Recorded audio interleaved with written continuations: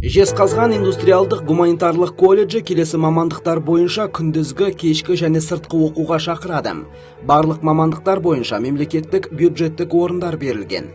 Дене тәрбиесі және спорт, дене тәрбиесі пәнінің мұғалімі, мектепке дейінгі ұйымдарда дене шынықтыру нұсқаушысы жұмысшы біліктілігі қосымша беріледі. Бастауыш білім беру мұғалімі, бастауыш мектептің ағылшын тілі мұғалімі жұмысшы біліктілігі қосымша беріледі. Аударма ісі, қазақ тілі, орыс тілі, ағылшын тілі. Аудармашы, есеп және аудит салалар бойынша, бухгалтер, ревизор, аудитор, қосымша 1С бухгалтерия сертификаты беріледі. Электрмен қамтамасыз ету салалар бойынша, техник электрик, әуелік байланыс желілерінің жөндеуші электромонтері, қосымша жұмысшы кәсіптік мамандандырылған дәрежесі 3-ші разрядтан төмен емес беріледі.